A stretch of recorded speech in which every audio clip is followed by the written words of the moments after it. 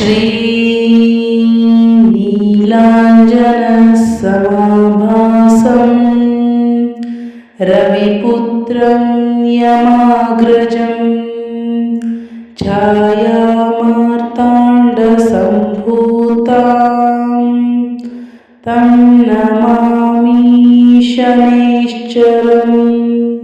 श्रीनीलाञ्जनसमाभासं रविपुत्रं यमाग्रजं छायामार्ताण्डसम्भूतां तं नमामि शनैश्चरम्। श्रीनीलाञ्जनसमाभासं रविपुत्रं यमाग्रजं छायामार्ताण्डसम्भूतां तं नमामि शनैश्चरम्। ಶನಿಯು ಭಗವಾನ್ ಸೂರ್ಯದೇವನ ಮಗ, ನವಗ್ರಹಗಳ ನ್ಯಾಯಾಧೀಶನೆಂದು ಅವನನ್ನು ಕರೆಯಲಾಗುತ್ತದೆ. ಶನಿದೇವನು ಮನುಷ್ಯರ ಒಳ್ಳೆಯ ಮತ್ತು ಕೆಟ್ಟ ಕಾರ್ಯಗಳ ಫಲವನ್ನು ನೀಡುತ್ತಾನೆ. ಶನಿದೇವನನ್ನು ಸಂತುಷ್ಟಗೊಳಿಸಲು ಈ ಮಂತ್ರದ ಪಠಣದೊಂದಿಗೆ ಶನಿದೇವನಿಗೆ ಶನಿವಾರದಂದು ಎಣ್ಣೆಯನ್ನು ಅರ್ಪಿಸಿದರೆ ಇನ್ನೂ ಒಳ್ಳೆಯದು. ಶನಿ ದೋಷ ಮತ್ತು ಸಾಡೆಸಾತಿಯ ಪರಿಣಾಮಗಳನ್ನು ಕಡಿಮೆ ಮಾಡಲು ಈ ಮಂತ್ರಗಳನ್ನು ಪಠಿಸಬೇಕು. ನಕಾರಾತ್ಮಕ ಶಕ್ತಿಯನ್ನು ದೂರವಿರಿಸಿ ಜೀವನದಲ್ಲಿ ಧ್ಯಾನ, ತಾಳ್ಮೆ, ನ್ಯಾಯಯುತ ಬುದ್ಧಿಯನ್ನು ಹೆಚ್ಚಿಸುತ್ತದೆ. ಶನಿವಾರದಂದು ಈ ಮಂತ್ರವನ್ನು ಪಠಿಸುವುದರಿಂದ ಶನಿದೇವನ ಅನುಗ್ರಹ ನಿಮಗೆ ಸಿಗುತ್ತದೆ. ಶನಿಯು ದೋಷಪೂರಿತನಾಗಿದ್ದರೆ ನಮಗೆ ಜೀವನದಲ್ಲಿ ಅನೇಕ ಕಷ್ಟ ನಷ್ಟಗಳನ್ನು ತಂದೊಡ್ಡುತ್ತಾನೆ. ಹಣಕಾಸಿನ ಕಷ್ಟ, ದೈಹಿಕ ನೋವು, ಸಂಬಂಧಗಳಲ್ಲಿ ಬಿರುಕು, ಉದ್ಯೋಗದಲ್ಲಿ ತೊಡಕು, ಅಪವಾದದ ಭೀತಿ ಇತ್ಯಾದಿ ಸಮಸ್ಯೆಗಳು ಶನಿ ದೋಷದಿಂದ ಬರಬಹುದು. ಆದರೆ ಶನಿ ಲಾಭಕರವಾಗಿದ್ದರೆ ಅತ್ಯಂತ ಶುಭ ಫಲಗಳನ್ನೇ ನೀಡುವನು. ಉದ್ಯೋಗದಲ್ಲಿ ಅಭಿವೃದ್ಧಿ, ಹಣಕಾಸಿನ ಗಳಿಕೆ, ಯಶಸ್ಸು ನಿಮ್ಮದಾಗುವುದು. ಆದರೆ ಶನಿ ದೋಷ ನಿವಾರಣೆಯಾಗಿ ಶನಿಯು ಶುಭ ಫಲಗಳನ್ನು ಪಡೆಯಬೇಕೆಂದರೆ ಈ ಮಂತ್ರಗಳನ್ನು ಪಠಿಸುವುದು ತುಂಬ ಒಳ್ಳೆಯದು. ಪ್ರತಿನಿತ್ಯ ಪಶ್ಚಿಮ ಅಥವಾ ಪೂರ್ವಾಭಿಮುಖವಾಗಿ ಕುಳಿತು ಕೈಯಲ್ಲಿ ರುದ್ರಾಕ್ಷಿ ಸರ ಹಿಡಿದು ನೀಲಿ ಬಣ್ಣದ ಬಟ್ಟೆ ಧರಿಸಿ ಈ ಮಂತ್ರಗಳನ್ನು ಪಠಿಸಿದರೆ ಶನೇಶ್ವರನ ಕೃಪೆಗೆ ನೀವು ಪಾತ್ರರಾಗುತ್ತೀರಿ. ಇವಾಗ ಶನಿ ತ್ರಯೋದಶಿ ಕಥೆಯನ್ನು ಕೇಳೋಣ. ಒಮ್ಮೆ ಒಬ್ಬ ರಾಜನು ಶನಿದೇವರನ್ನು ನಿಂದಿಸಿದನು. ಶನಿದೇವರ ದೃಷ್ಟಿಯಿಂದ ರಾಜನು ತನ್ನ ರಾಜ್ಯ, ಸಂಪತ್ತು ಮತ್ತು ಗೌರವವನ್ನು ಕಳೆದುಕೊಂಡನು. ನಂತರ ತನ್ನ ತಪ್ಪನ್ನು ಅರಿತು ಶನಿ ತ್ರಯೋದಶಿ ದಿನ ಉಪವಾಸ ಮಾಡಿ ಎಳ್ಳು ಎಣ್ಣೆ ದೀಪ ಹಚ್ಚಿ ಶನಿದೇವರನ್ನು ಪ್ರಾರ್ಥಿಸಿದನು. ಶನಿದೇವರು ಸಂತುಷ್ಟರಾಗಿ ಹೇಳಿದರು, ನಾನು ಯಾರಿಗೂ ಕೂಡ ಕೆಡುಕನ್ನು ಮಾಡುವುದಿಲ್ಲ, ಪ್ರತಿಯೊಬ್ಬರ ಕರ್ಮಫಲಗಳನ್ನು ಮಾತ್ರ ನೀಡುತ್ತೇನೆ. ರಾಜನ ಜೀವನದಲ್ಲಿ ಪುನಃ ಸುಖ ಶಾಂತಿ ಮರಳಿ ಬಂತು. ಶನಿ ತ್ರಯೋದಶಿ ದಿನ ಶನಿ ದೇವರನ್ನು ಭಕ್ತಿಯಿಂದ ಪೂಜಿಸಿದರೆ ಶನಿ ದೋಷ ಶಮನವಾಗಿ ಜೀವನದಲ್ಲಿ ಸ್ಥಿರತೆ, ಶಾಂತಿ, ನ್ಯಾಯ ದೊರಕುತ್ತದೆ. ಬೆಳಗ್ಗೆ ಸ್ನಾನ ಮಾಡಿ ಕಪ್ಪು ಅಥವಾ ನೀಲಿ ವಸ್ತ್ರ ಧರಿಸಿ ಶನಿದೇವರನ್ನು ಮನಸ್ಸಿನಲ್ಲಿ ಸ್ಮರಿಸಿ ಸಂಕಲ್ಪ ಮಾಡಿಕೊಳ್ಳಿ. ಶನಿದೇವರ ಅನುಗ್ರಹಕ್ಕಾಗಿ ಶನಿ ತ್ರಯೋದಶಿ ವ್ರತವನ್ನು ಭಕ್ತಿಯಿಂದ ಮಾಡುತ್ತೇನೆ ಎಂದು ಶನಿದೇವರ ಚಿತ್ರ ಅಥವಾ ಕಬ್ಬಿಣದ ದೀಪ ಸ್ಥಾಪನೆ, ಎಳ್ಳು ಎಣ್ಣೆ ದೀಪ ಹಚ್ಚಿ, ಕಪ್ಪು ಎಳ್ಳು, ಉದ್ದಿನಕಾಳು, ನೀಲಿ ಪುಷ್ಪ ಅರ್ಪಣೆ ಇವೆಲ್ಲ ಪೂಜಾ ಸಾಮಗ್ರಿಗಳು. ಶನಿದೇವನಿಗೆ ಮಂತ್ರವನ್ನು ಪಠಿಸುವುದರಿಂದ ನಿಮ್ಮೆಲ್ಲ ಕಷ್ಟಗಳು ನಿವಾರಣೆಯಾಗುತ್ತದೆ. ಭಕ್ತಿಯಿಂದ ಮಂತ್ರ ಮುಗಿಯುವವರೆಗೂ ವಿಡಿಯೋನ ನೋಡಿ ದೇವರ ಕೃಪೆಗೆ ಪಾತ್ರರಾಗಿ. ಕಾಮೆಂಟ್ ಕೆಳಗಡೆ ಶಂ ಶಂ ಶಂ ಶನಿ ಶನಿಶ್ವರಾಯ ನಮಃ ಎಂದು ಕಮೆಂಟ್. ಶ್ರೀನೀಲಾಂಜನಸಮಾಭಾಸಂ ರವಿಪುತ್ರಂ ಯಮಾಗ್ರಜಂ ಛಾಯಾಮಾರ್ತಾಂಡಸಂಭೂತಾಂ तं नमामि शनैश्चरम्। श्री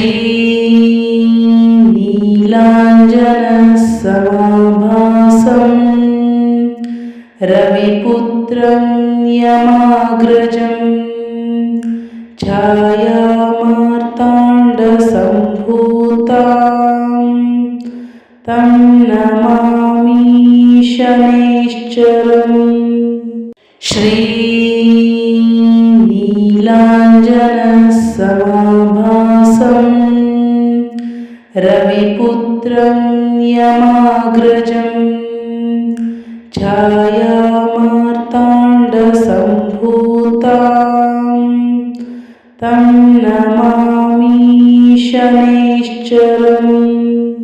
श्रीनीलाञ्जनसमाभासं रविपुत्रं यमाग्रजं छायामार्ताण्डसम्भूतां तं नमामि शनैश्चरम्।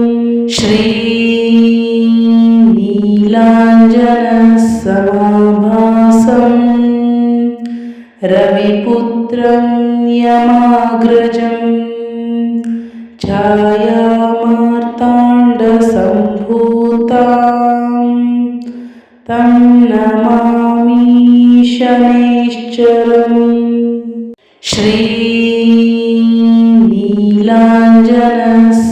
श्रीनीलाञ्जनसमाभासं रविपुत्रं यमाग्रजं छायामार्ताण्डसम्भूतां तं नमामि शनैश्चरम्। श्रीनीलाञ्जनसमाभासं रविपुत्रं यमाग्रजं छायामार्ताण्डसम्भूतां तं नमामि शनैश्चरम्।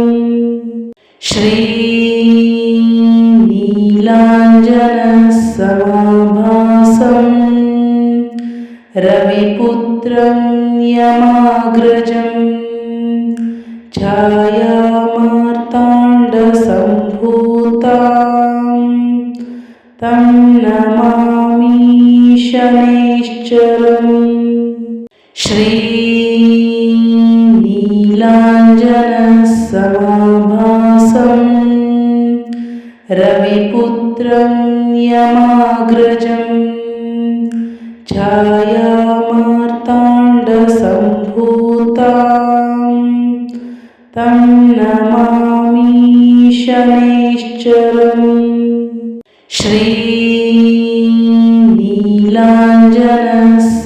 श्रीनीलाञ्जनसमाभासं रविपुत्रं यमाग्रजं छायामार्ताण्डसम्भूतां तं नमामि शनैश्चरम्। श्रीनीलाञ्जनसमाभासं रविपुत्रं यमाग्रजं छायामार्ताण्डसम्भूतां तं नमामि शनैश्चरम्। श्रीनीलाञ्जनसमाभासं रविपुत्रं यमाग्रजं छायामार्ताण्डसम्भूतां तं नमामि शनैश्चरम्। श्रीनीलाञ्जनसमाभासं रविपुत्रं यमाग्रजं छायामार्ताण्डसम्भूतां तं नमामि शनैश्चरम्। श्रीनीलाञ्जनसमाभासं रविपुत्रं यमाग्रजं छायामार्ताण्डसम्भूतां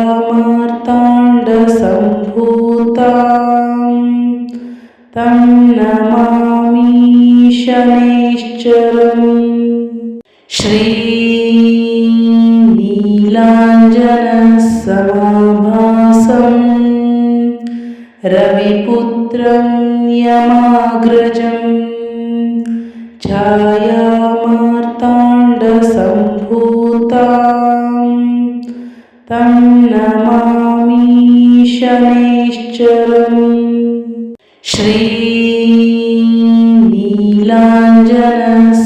श्रीनीलाञ्जनसमाभासम् रविपुत्रं यमाग्रजम् छायामार्ताण्डसम्भूताम् तं नमामि शनैश्चरम् श्रीनीलाञ्जनसमाभासम् रविपुत्रं यमाग्रजम् छायामार्ताण्डसम्भूताम् तं नमामि शनैश्चरम् श्रीनीलाञ्जनसमाभासम् रविपुत्रं यमाग्रजम् छायामार्ताण्डसम्भूताम् तं नमामि शनैश्चरम्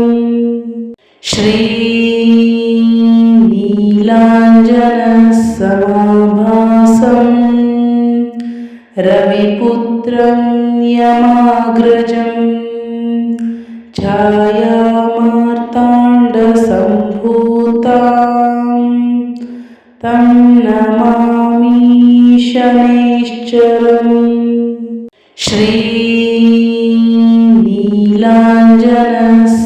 श्रीनीलाञ्जनसमाभासम् रविपुत्रं यमाग्रजम् छायामार्ताण्डसम्भूताम् तं नमामि शनैश्चरम्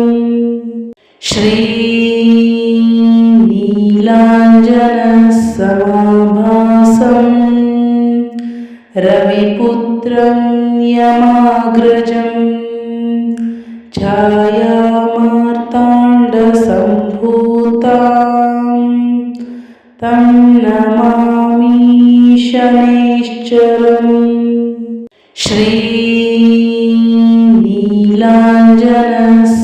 श्रीनीलाञ्जनसमाभासम् रविपुत्रं यमाग्रजम् छायामार्ताण्डसम्भूताम् तं नमामि शनैश्चरम्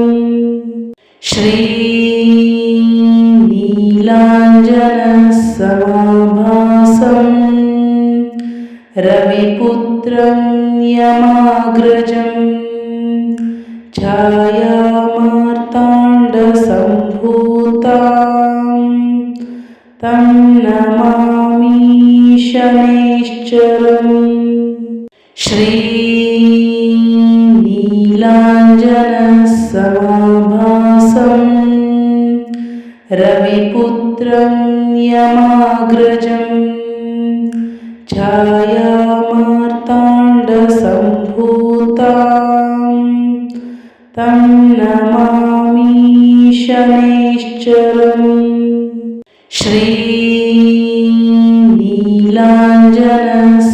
श्रीनीलाञ्जनसमाभासम् रविपुत्रं यमाग्रजम् छायामार्ताण्डसम्भूताम् तं नमामि शनैश्चरम्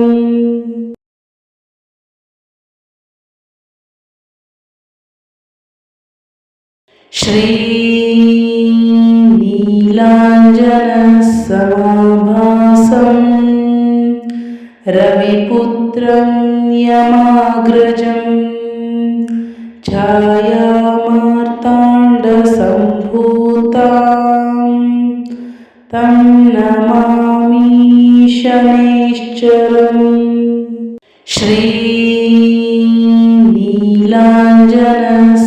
श्रीनीलाञ्जनसमाभासम् रविपुत्रं यमाग्रजं छायामार्ताण्डसम्भूतां तं नमामि शनैश्चरम्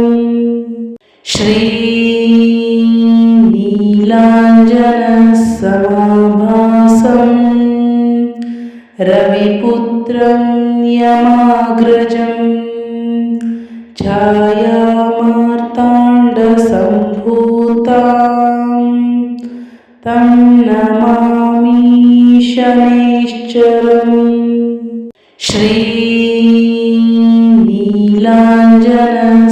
श्रीनीलाञ्जनसमाभासं रविपुत्रं यमाग्रजं छायामार्ताण्डसम्भूतां तं नमामि शनैश्चरम्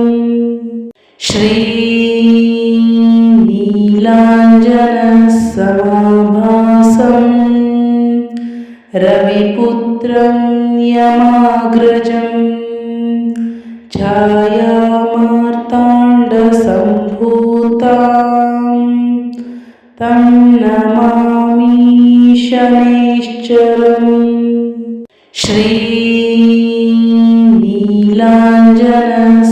श्रीनीलाञ्जनसमाभासं रविपुत्रं यमाग्रजं छायामार्ताण्डसम्भूतां तं नमामि शनैश्चरम्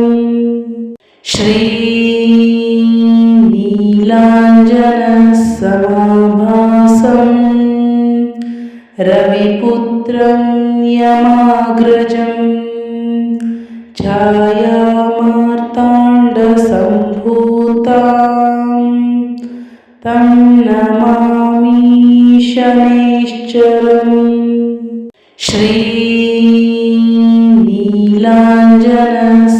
श्रीनीलाञ्जनसमाभासं रविपुत्रं यमाग्रजं छायामार्ताण्डसम्भूतां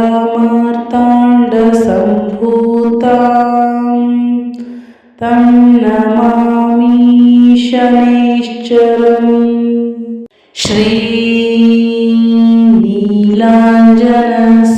श्रीनीलाञ्जनसमाभासं रविपुत्रं यमाग्रजं छायामार्ताण्डसम्भूतां तं नमामि शनैश्चरम्